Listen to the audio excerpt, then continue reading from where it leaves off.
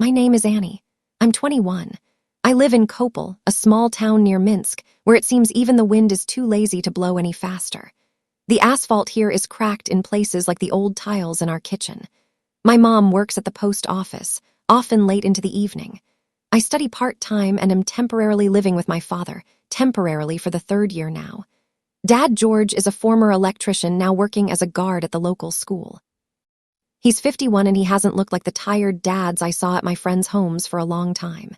He's neat, always clean-shaven, wears fresh shirts and clean socks, even at home. He takes care of himself and always smells like something minty, as if he's still waiting for life to offer him a date. We live together in a 2-room crushed kai. In my room, there's an old dresser, an armchair, and a bed with a worn headboard. But recently I tidied up, spread a beige blanket, placed a lamp with warm light, and hung a thin white curtain. I did it as if not for myself or not only for myself. That night, everything was ordinary. Mom stayed over at her friend's place.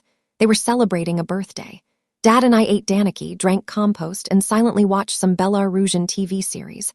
I was wearing my favorite home clothes, a soft gray-beige dress, mid-thigh length with long sleeves, slightly fitted.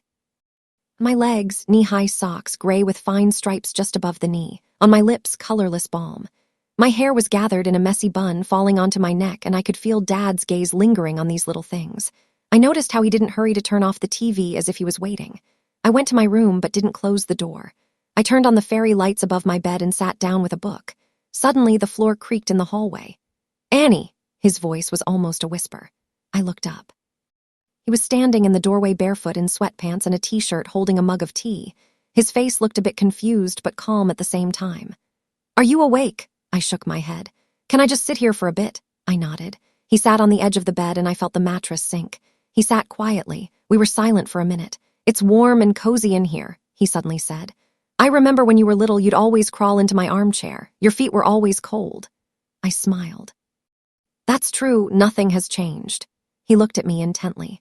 Slowly, his gaze shifted to my legs wrapped in a blanket. "You've changed." I didn't realize it at first, but now I look at you and wonder, when did you grow up? I didn't know what to say. Inside, there was a strange feeling, a mix of awkwardness and a gentle electricity. I felt his attention sliding a little lower than it should, but not crudely. And because of that, everything became even quieter. I adjusted the blanket, but not too quickly. Suddenly, he reached out as if without thinking and brushed a strand of hair from my face. "Sorry," he said quickly. "It just happened." I exhaled softly. He looked me in the eyes, and then I realized for the first time he's not just a father. He's a man who lives nearby. He sees, he notices, he thinks.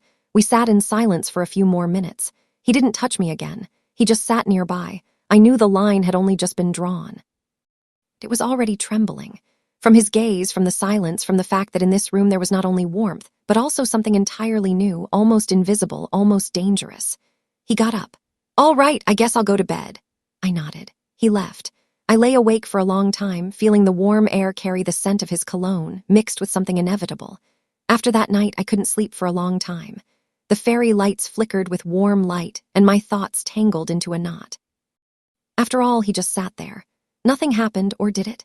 In my body, there remained a strange feeling.